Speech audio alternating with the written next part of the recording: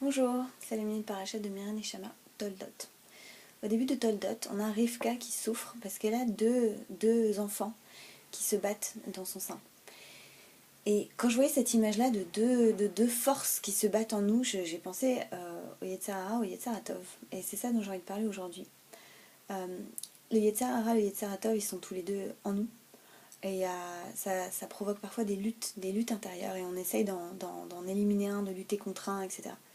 Alors qu'en fait, la solution, je pense qu'elle nous est donnée dans la Gemara, dans le traité Brachot, qui nous prend qui part du pasouk du schéma, Ve'afta et Hashem Elokecha, bechol levavecha, avec tout ton cœur.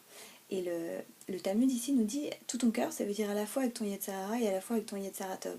C'est-à-dire d'embrasser les deux côtés de notre être pour agir bien dans la vie et pour servir à Hachem.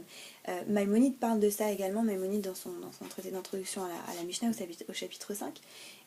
Pour lui, en fait, les deux ont leur place, les deux ont leur fonction. Et le Yetzer Hara, il concerne plutôt les fonctions du corps, en fait. Et c'est là que j'en reviens à Yaakov et Esav, les deux enfants qui se battaient dans le sein de Rivka. Parce que Esav, qui représente, en tout cas selon la Torah, la force un petit peu négative, un peu bestiale, le chasseur, comme ça. Esav, il représente vraiment le corps. C'est justement le chasseur qui amène de la viande à son père, c'est pour ça d'ailleurs que son père le préfère, etc. Et Yaakov, c'est le Ishtam qui étudie, qui reste dans les tentes, etc. Et ce que Maïmonide nous dit, c'est qu'en fait, il faut nourrir ce Yetzer Hara, mais s'en servir en fait pour que les besoins du corps soient satisfaits, pour les mettre au service du Yetzer Tov. Et c'est peut-être ça la solution au combat intérieur que, comme Rivka, on peut connaître en nous. C'est prendre soin de tous les instants, toutes les pulsions. Vous savez que la Torah le dit, s'il n'y avait pas du tout de Yetzer Hara, on ne construirait rien dans le monde, on ne ferait pas d'enfants, puisqu'il n'y aurait pas ces pulsions-là qui sont en fait des pulsions du corps.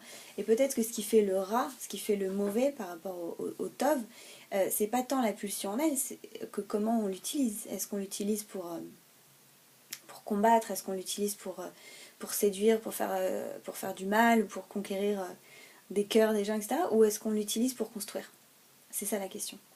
C'est vraiment ça la question. Et donc voilà, c'était la kavana que je voulais partager avec vous aujourd'hui. Puissions-nous réunir en nous justement ces deux parties de nous, le Yetzer Hara, le Yetzer Tov, et commencer par le corps, les pulsions, en prendre soin d'une manière saine pour aller vers le Tov.